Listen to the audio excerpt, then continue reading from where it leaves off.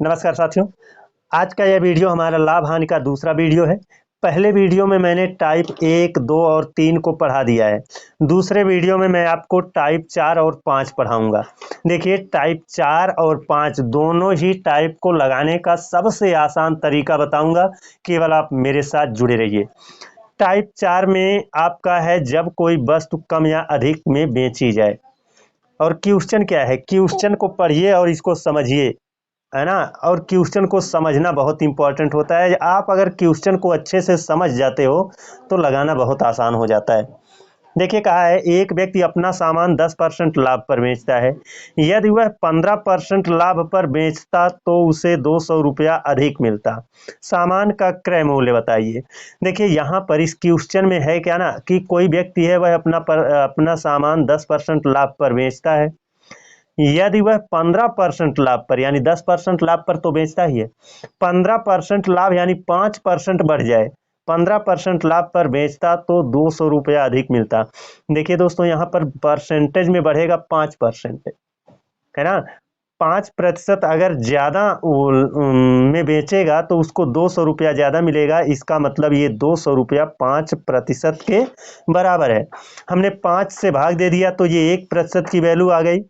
1% की वैल्यू हो जाएगी तो देखिए यहाँ का क्रय मूल्य बताओ। तो क्रय मूल्य आपका हमेशा जानते रहिए कि जो क्रय मूल्य होता है वो 100% होता है। तो यहाँ पर हम 100 से गुणा कर देंगे तो 100% की वैल्यू आ जाएगी।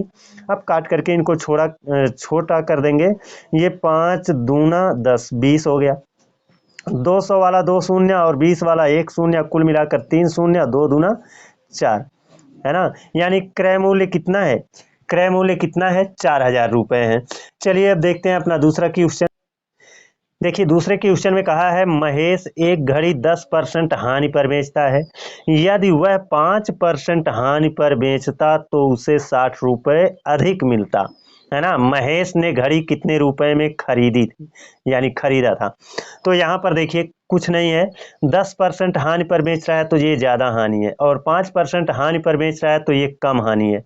अगर वह 10 के बजाय 5% हानि पर बेचे, यानी 5% का अंतर आ जाए, 5% वो 5% का अंतर आ जाए तो यहाँ पर 60 रुपये अधिक मिलने लगेगा। यानी ये 60 रुपया किसके बराबर है, 5% के बराबर है। क्योंकि जो भी हो रहा है परसेंटेज में जो अंतर आ रहा है वो कितने का है, 5% का। और 5% के अंतर की वजह से ही ये 60 रुपया अधिक मिल रहा है। तो ये 60 रुपया 5% के बराबर है। तो 60 में जब हमने 5 से भाग दिया तो 1% की वैल्यू आ गई। अब 1% की वैल्यू है तो यहाँ पर कहा है कितने में खरीदा था, यानी क्रय किया था। और क्रय आप जानते हो 100% होता है, तो 100 से गुणा कर देंगे तो हमारा क्रय मूल्य आ जाएगा। अब 5 से इसको कैंसिल कर दीजिए, कितना हो जाएगा, 5 दूना 10 और ये 0। और ये 60 और 20 का गुणा करेंगे, 60 वाला 1 शून्य, 20 वाला 1 शून्य, 2 शून्य हो गया, 6 दूना 12, 1200 क्या आ गया, क्रय मूल्य आ गया। दोस्तों, इस टाइप का क्वेश्चन लगाना बहुत ही आसान होता है। इस टाइप के क्वेश्चन को आप अपने माइंड में ही कैलकुलेट कर सकते हो। अगर थोड़ा सा आप कैलकुलेशन अपने माइंड में कर ले जाते हो तो ये क्वेश्चन बड़े ही आसानी से आप अपने दिमाग में ही कर पाओगे। चलिए देखते हैं अपना तीसरा क्वेश्चन। और तीसरा क्वेश्चन थोड़ा सा हट करके है, वो क्यों है, क्वेश्चन को पढ़ने पर पता चलेगा। क्वेश्चन 3 कह रहा है एक व्यक्ति ने अपना फर्नीचर 15% लाभ पर बेचा। यदि वह 10% हानि पर बेचता तो उसे 500 रुपये कम मिलते हैं। यानी ये 500 रुपये का जो 500 रुपये जो कम मिल रहा है वो कब कब कम मिलेगा। तो देखिए यहाँ पर 15% लाभ है। 15% लाभ का मतलब होता है 100%। देखिए टोटल होता है कितना, 100%। इसी से आप ज्यादा लोगे तो लाभ होगा, इसी 100% से कम लेंगे तो क्या होगा, हानि होगी। तो यहाँ पर कहा है 15% का लाभ, तो इसका मतलब वह सामान को कितने में बेच रहा है, 115%। कितने में, 115% में बेच रहा है। अब कह रहा है यदि वह 10% हानि, 10% हानि मतलब 90%, है ना। तो ये 115 और 90 के बीच कुल कितने परसेंट का अंतर है, कुल कितने प्रतिशत का अंतर है, देखोगे 25% का अंतर है। क्योंकि एक 100 से 15 ज्यादा है, दूसरा 100 से 10 कम है, तो दोनों के बीच गैप कितना होगा, ये 10 नीचे है और ये 15 ऊपर है। तो दोनों में अंतर आ जाएगा 10 ये और 15 ये, 10 15 25, यानी ये 500 रुपये का जो अंतर आ रहा है, यानी जो 500 रुपया कम मिल रहा है वो 25% के अंतर की वजह से हो रहा है ना। 25 से भाग दे दिया तो 1% की वैल्यू आ गई। अब कह रहा है क्रय मूल्य बताओ, तो क्रय मूल्य के लिए 100% होता है ना। प्रतिशत से प्रतिशत कटेगा, 25 चौका 100 हो जाएगा।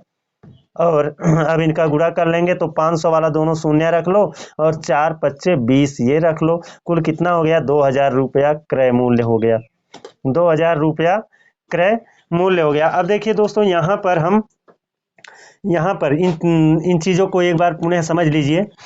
यहाँ पर 10% लाभ था, यहाँ पर 15% लाभ था, दोनों ही लाभ थे, तो घटा करके अंतर आ रहा था। घटा करके क्या आ रहा था? अंतर आ रहा था। यहाँ पर ये 10% हानि थी, ये 5% हानि थी, दोनों ही हानि थी, तो यहाँ पर भी घटा करके अंतर आया था। सॉरी, यहाँ पर 10% की हानि थी, यहाँ पर 5% की हानि थी, दोनों जगह हानि थी, तो घटा करके अंतर आया था। लेकिन यहाँ पर क्या है? 15% लाभ था, यहाँ पर 10% हानि है, एक लाभ है एक हानि है, तो घटा करके अंतर नहीं आएगा, ये जोड़ करके अंतर आएगा। तो 15 और 10 25% के बराबर था, इसीलिए 500 के बटे में यहाँ पर 25 किया गया था। और हमने कैलकुलेट किया, कितना आ गया? 2000 रुपये आ गया। चलिए देखते हैं अपना पांचवा टाइप। देखिए, पांचवें टाइप में कहा है जब दो वस्तुएं समान मूल्य पर बेची जाए, यानी दो वस्तुएं रहेंगी, दोनों को हम समान मूल्य पर बेचेंगे। और इसमें दो टाइप होता है, दो टाइप के क्वेश्चन होते हैं, मैंने ए और बी के रूप में उसको रखा है। चलिए देखते हैं पहला क्वेश्चन। इसमें कहा है एक दुकानदार दो टीवी सेट को एक ही मूल्य पर बेचता है ना, यानी विक्रय मूल्य दोनों का कितना है? समान है। एक पर उसे 20% का लाभ होता है और दूसरे पर उसे 20% की हानि होती है, तो दोनों मिलाकर कितने प्रतिशत का लाभ या हानि होती है?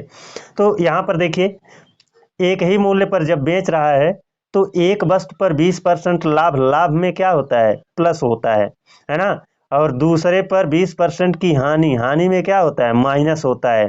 तो दोनों मिलाकर कितने प्रतिशत का लाभ है या हानि होगा? तो देखिए, 20% का लाभ यानी हम इसको कह सकते हैं +20, है ना, होता है। दूसरे पर उसे 20% की हानि, तो 20% की हानि, हानि के लिए हम माइनस का प्रयोग करेंगे, -20, है ना।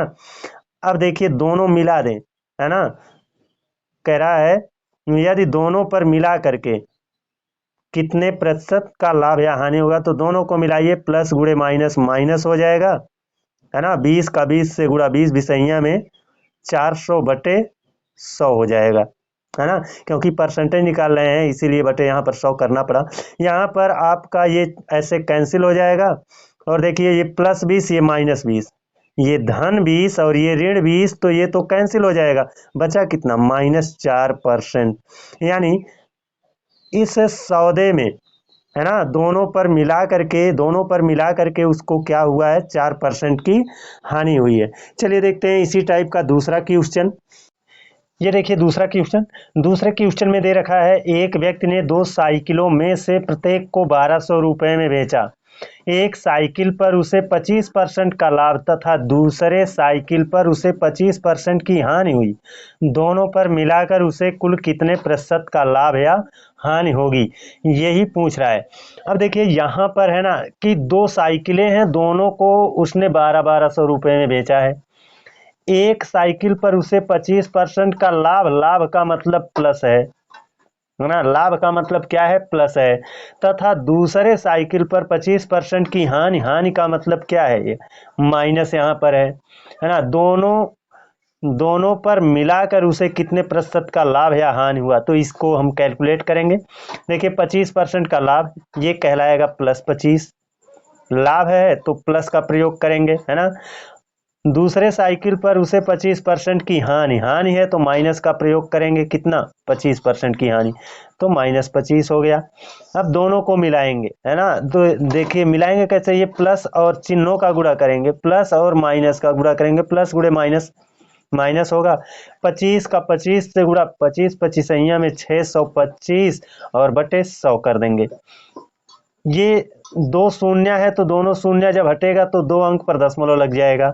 ये +25 है और ये -25 है, यानी प्लस 25 और माइनस 25 दोनों का कैलकुलेशन अगर करेंगे तो धन 25 में से ऋण 25 कर देंगे, हो जाएगा ये 0, और ये बचा -6.25, -6.25। माइनस बता रहा है कि हानि हो रही है, और कितने की हानि हो रही है? 6.25%। यानी दोनों पर मिलाकर उसे कितने प्रतिशत की हानि हुई है? तो 6.2% की हानि हुई है। चलिए अब देखते हैं अपना अगला टाइप। ये देखिए 5वें टाइप का पार्ट बी है ना। इसमें पहला क्वेश्चन क्या दे रखा है? एक व्यक्ति दो वस्तुएं एक ही मूल्य पर बेचता है। यहाँ पर भी विक्रय मूल्य कैसा है? समान है। पहली वस्तु पर उसे 20% का लाभ, दूसरी पर 25% का लाभ हुआ, है ना। पहली वस्तु पर उसे कितने का लाभ हो रहा है? 20% का, और दूसरी वस्तु पर उसे 25% का लाभ हो रहा है। यदि पहली वस्तु का क्रय मूल्य 10,000 रुपये तथा दूसरी वस्तु का क्रय मूल्य बताइए। तो देखिए दोस्तों, विक्रय मूल्य समान है लेकिन क्रय मूल्य क्या है? अलग अलग होगा। तो मान लिया पहली वस्तु यहाँ पर दिया है, पहली वस्तु का क्रय मूल्य 10,000 है। तो पहली वस्तु का क्रय मूल्य ऐसे 10,000 हमने रख लिया, ये तो क्रय मूल्य है ना। और यहाँ पर कहा है पहली वस्तु पर उसे 20% का लाभ होगा, तो इतने में खरीदा है, 20% लाभ लेगा तो ये 120% पर पहुंचेगा। ये कितने पर पहुंचेगा? 120% पर पहुंचेगा। तो कर देंगे इसको 120%। ये विक्रय मूल्य हो गया, है ना। 20% हमने लाभ ले लिया तो ये क्या बन गया? विक्रय मूल्य। और जितना इसका विक्रय मूल्य बनेगा, अभी हम इसको कैलकुलेट करेंगे, जितना भी विक्रय मूल्य आएगा वही विक्रय मूल्य दूसरी वस्तु का भी है।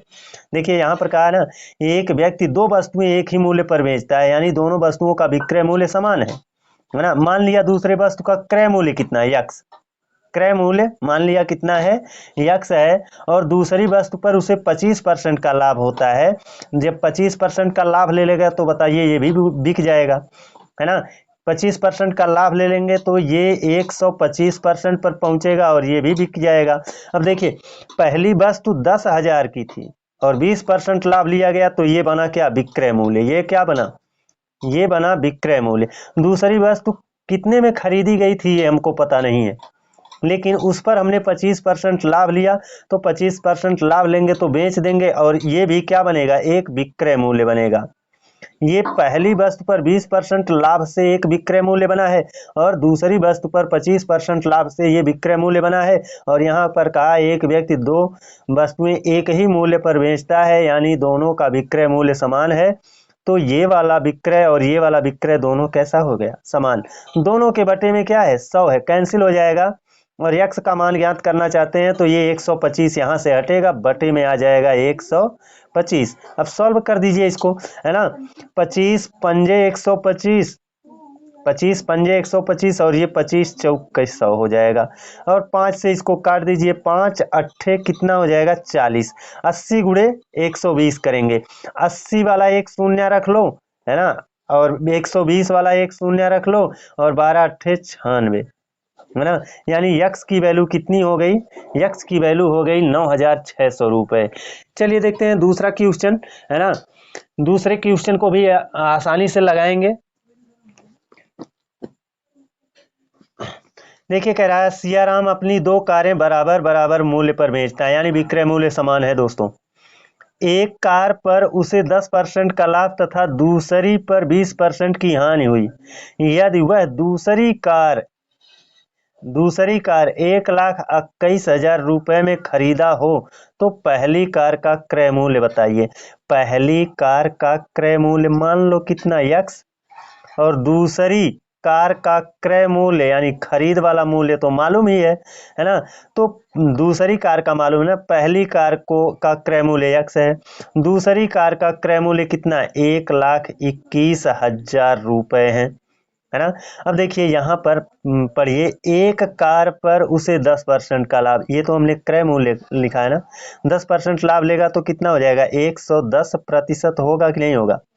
अब ये क्या बन गया? ये अब बन गया 10% लाभ हो गया ना, तो ये बन गया विक्रय मूल्य।